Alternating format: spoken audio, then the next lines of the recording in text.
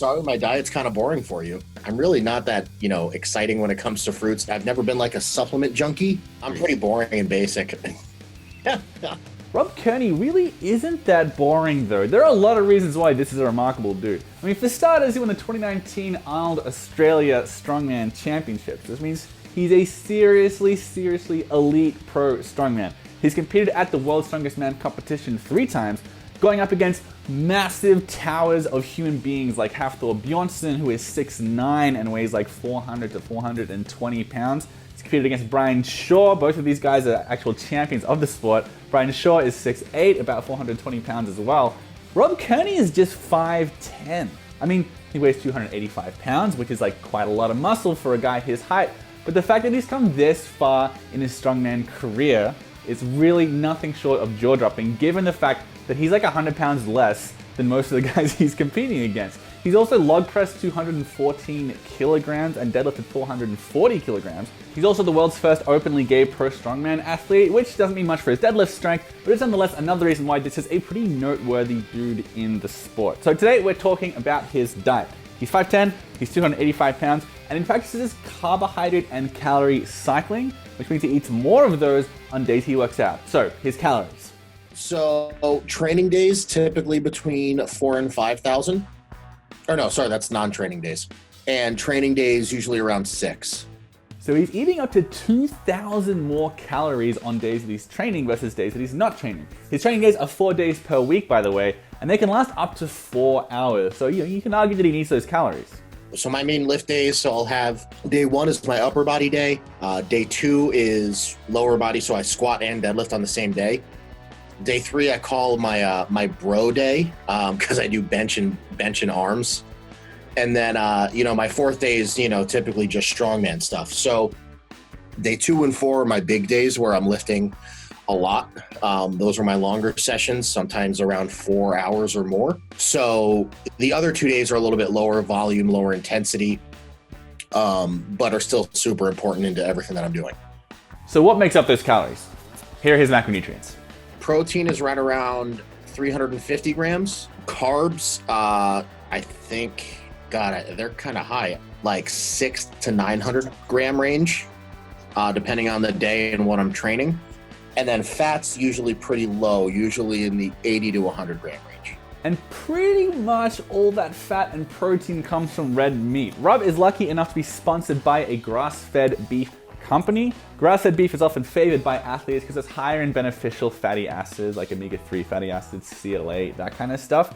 So he just eats as much steak as he can possibly handle, as much beef, I should say. Sometimes it's ground beef, sometimes it's steak, and honestly, he couldn't be happy with the arrangement. He even said, which is awesome for me because, there's, it's every strongman's dream to wake up in the morning and have to eat a filet mignon. So it's pretty nice. So that's pretty much where I get that's like my biggest staple. Out of the 6 to 7 meals I eat per day, I would say 5 of them are beef in some capacity, whether it's ground beef or steak. So lots and lots of red meat. This is actually very standard in the pro strongman world. A ton of the most elite athletes in the sport, Thor Bjornsson, Brian Shaw, Robert Oberst, all these guys say that red meat is their primary protein source and a massive chunk of their daily calories. And I mean, there are plenty of reasons why, right? Obviously, it's a good source of protein. It's also really high in iron and B vitamins, even relative to some other forms of meat. Iron and B vitamins, very important for overall health, also energy production as well, which is of course pretty important. Also a very good source of creatine, which many people take in supplement form, but if you're taking this much red meat in a day, you don't need to supplement with creatine. And creatine has really strong links with improved power output, muscle performance, muscle endurance, muscle size, even hydration as well. So creatine really important for a lot of strength athletes. In addition to that, fantastic source of zinc, which is linked to improved testosterone levels, or at least optimal testosterone levels. And there's plenty of saturated fat and cholesterol, which have some links to, more optimal levels of testosterone as well. Now, of course, saturated fat and cholesterol are still controversial in many circles of the nutrition world. The debate continues to rage. No one can really come to an agreement as to whether or not it's okay, if it matters if it's processed or not, and so on. All that aside, red meat is a real staple in the strongman world, and it's a really important source of calories for a lot of these guys. And grass-fed beef, even a little bit better. For Rob Kearney though, it's such a massive part of his diet as much for the potential performance benefits as it is for the fact that he just really likes red meat. In fact, that's actually the primary reason why he eats so much red meat. And this might sound a little bit silly, When you're this much smaller than all of your other opponents, it's really, really important you get in enough calories for your day. And when you like the food that you eat, you're less likely to fall behind in your calorie intake, and you're less likely to get really upset and anxious about the massive amount of food you have to eat. It's important to like your food. I think after all the years, going through college and everything and eating chicken so much, it gets really boring, to say the least. If I don't enjoy the taste of it, I'm not going to eat it. I guess one of my downfalls is I'm not super disciplined in that manner, whereas like you see these bodybuilders just eating dry chicken and rice every single meal. I can't do that. I'd last half a meal and then I'm, going to Taco Bell. So for me, it just, the fact that I know my food is going to taste good gets me motivated to eat. And that's really my biggest motivator to eating so much red meat. You might have noticed that Rob eats more than 1 gram of protein per pound of body weight, which is a little bit unusual for a strength athlete. It's not unheard of, but it's pretty standard. And also this is what is practiced by Thor Bjornsson and a bunch of other big name athletes. It's pretty standard to stick to 1 gram per pound of body weight. But Rob does not eat more than 1 gram per pound. He eats about 1.2 grams per pound. He doesn't do that because of any potential benefits he sees in that. He just really, really likes red meat. For me, it's just like I'd rather, throw a couple extra ounces of steak or chicken into my meal than an extra half a cup or cup of rice or potatoes. But he does eat rice and potatoes. In fact, those are the main ways he fills up his 900 grams of carbohydrates that he consumes on days he works out. For reference, that's about 20 cups of rice worth of carbs or 25 potatoes. A standard breakfast for him is just steak, eggs, and rice. He will eat fruit though, but he only really eats apples and bananas, maybe some grapes if he's feeling really crazy.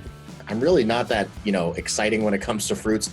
So the fruit helps increase his carbohydrate intake. As for his lower carb, fibrous, more nutritious veggies, he just sticks to green beans and broccoli.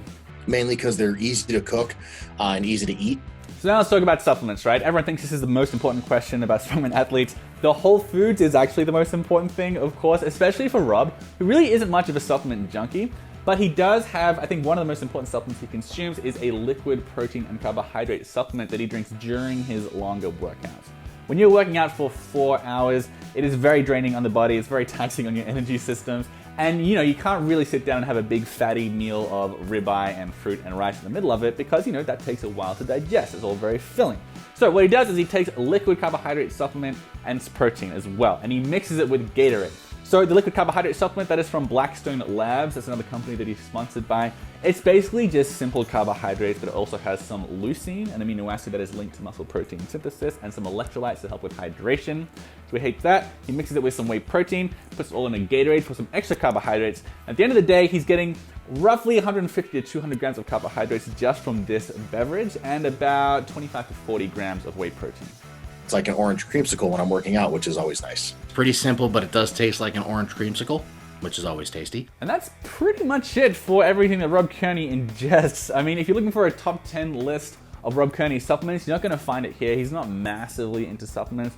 What he does take is this carbohydrate supplement from Blackstone Labs. He takes whey protein, pre-workout, a joint health supplement, and omega-3 fatty acids. So it's pretty basic. I've never been like a supplement junkie. My mindset has always been, I'd rather just eat another meal than have to drink a shake unless I absolutely have to. Those last two supplements I mentioned, the joint health and omega-3s, those are to help with inflammation, but they're not the primary way that Rob fights inflammation. He actually devotes a lot of time to manual therapy, to massage, to sauna, to needling, swimming as well. He considers part of his recovery to help beat inflammation. So these are the things that he finds are really, really useful when it comes to beating inflammation. His supplements, they're just supplements for inflammation, not the main strategy he uses here. And that's sort of the best way to approach supplements anyway. They help, but you shouldn't be really reliant on them. You should be doing a lot of other stuff in your life to help improve your athletic performance.